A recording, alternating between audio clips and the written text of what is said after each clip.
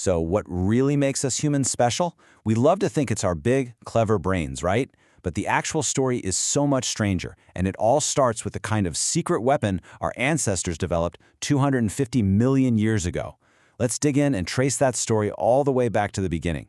I mean, just think about it. We literally named our own species Wise Man, Homo sapiens. But honestly, if you take even a quick glance at human history, or, just scroll through social media for 5 minutes, you might have a tough time finding a whole lot of consistent wisdom on display. As one writer perfectly put it, our species name alone proves that modesty is definitely not our strong suit.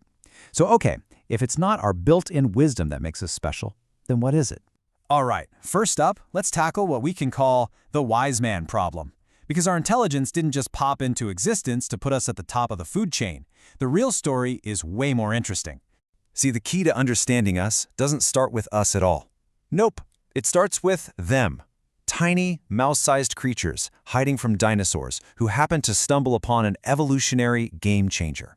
And that, right there, brings us to the first huge clue in this mystery, our warm-blooded secret. And trust me, this isn't just some boring biological footnote. It's the engine that drove absolutely everything that came next. Okay, so the fancy scientific term for this is endothermy. It's simply the ability to make your own body heat, to stay warm and active no matter how cold it gets outside. And for our earliest ancestors, this was nothing short of revolutionary. This was an absolute game changer. Think about it.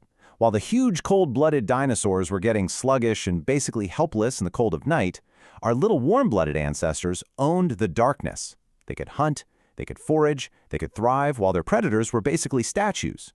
It opened up a whole new world for them. But, like any great superpower, this one came with a hidden cost, a biological invoice that had to be paid every single day. And it was a really, really steep price. And wow, was this trade-off huge. A cold-blooded animal like a reptile, it can go for days, even weeks without a meal. But a warm-blooded mammal, we're like a furnace that needs constant fuel. We have to spend a huge chunk of our lives just looking for enough calories to keep our internal engines running. And get ready for this number.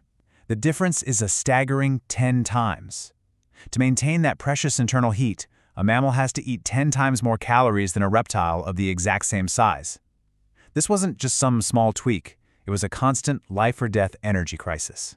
So you've got this massive energy crisis. How does evolution solve it? It can't just magically create more food. Instead, it pushed our ancestors down a totally new path, a strategy based not on brute force, but on brains.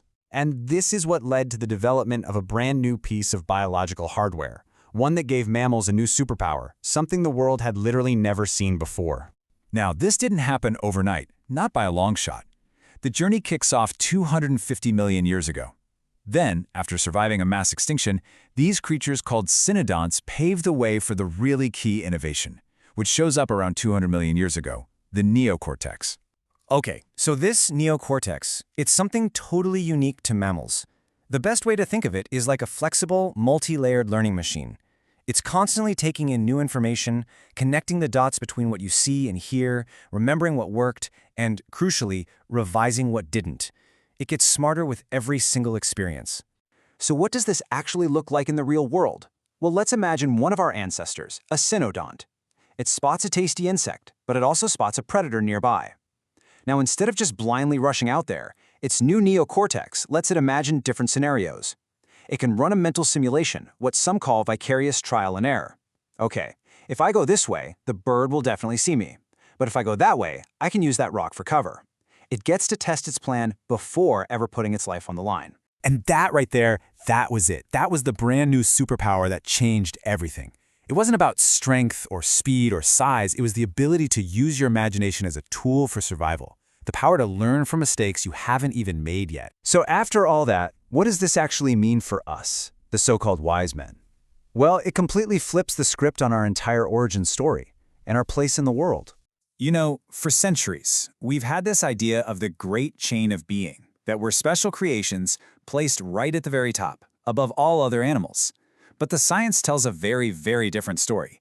Let's call it the bottom of the burrow story. Our intelligence isn't some divine crown. It's a survival tool, one that was forged in pure desperation by tiny, shivering ancestors. And that's really the heart of it, isn't it? Our celebrated, our vaunted intelligence didn't come from a place of power or dominance. It came from a place of weakness, from being the creatures cowering in tunnels while giants roamed the earth. And if that idea doesn't inject a healthy dose of humility into how we see ourselves, I don't know what will. Which all leaves us with one last big question. If this incredible mind of ours is really just a tool that evolved to help a small, desperate mammal find its next meal without becoming one, then what does that really mean for our role and our responsibility on this planet today?